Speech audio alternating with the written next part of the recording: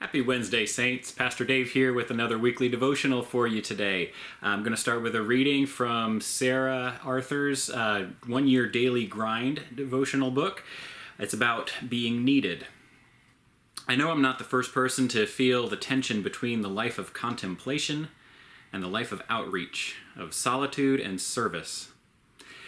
And this goes beyond introvert-extrovert personality differences. According to the accepted model of evangelicalism, we're to go out and change the world for Jesus. That's our primary job, extroverts and introverts alike. We can understand if people take a 5-minute quiet time to kickstart the day, but if this stretches into 5 hours, we begin to think they're being irresponsible.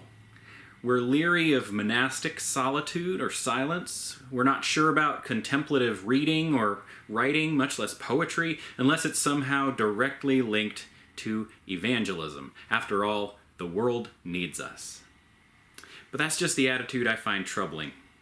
The world needs us? As if all creation and human existence would come to a screeching halt if Christians stopped doing. What if we humbly recognized for once that we are ultimately unnecessary in the grand scheme of things? That we're only as useful as God chooses to make us, and the rest of the time, we're just in the way? What if we, like the early Christians, took not just 40 minutes alone with God, but 40 hours, 40 days, 40 months? If we're honest, I think many of us are scared of the contemplative life. We're scared because it proves what we've always feared. We're not needed. God doesn't need us. In fact, only the reverse is true. We need God desperately.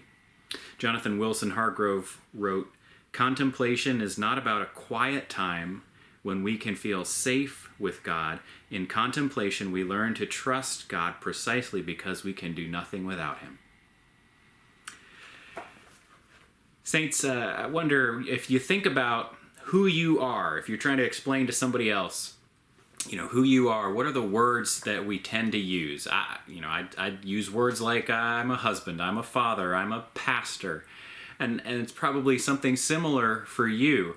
We tend to describe ourselves and think of ourselves in terms of who we're connected to, in terms of what we do, and these are all ways that we think about why we're important to the world, why we're important to anyone else. We think of ourselves, our identity is usually primarily about what it is that makes us necessary in this world. Who needs you? And I think this is an interesting thought that Sarah brings up, that God doesn't need us. That might be a hard thought for some of us, hard for us to wrap our heads around, to think God doesn't need me. You may have heard, or you may have believed that God created humanity in the beginning because God was lonely, because God needed somebody to love, or even because God needed somebody to worship Him, to give Him praise and glory, that God had this emptiness, this lack, this need for human beings to be part of creation. And yet that's not the story that the Bible tells. God doesn't require us to exist. God is complete in God's self, especially as we understand a Trinitarian God, Father, Son, and Holy Spirit. God is already complete with all of that going on before anything ever happens that we would think of or call creation. God creates us, and God gives us a purpose. And now that's where you might start to say something closer to God needs us, but it's only because God chooses to need us, to be part of the redemptive process that God's already working out in creation. God needs us insofar as God decides to need us.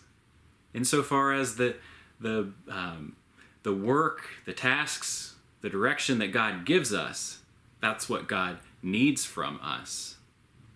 But in the ultimate, in the eternal sense, human beings could have just as well not existed, and God would go on being God just as well without us.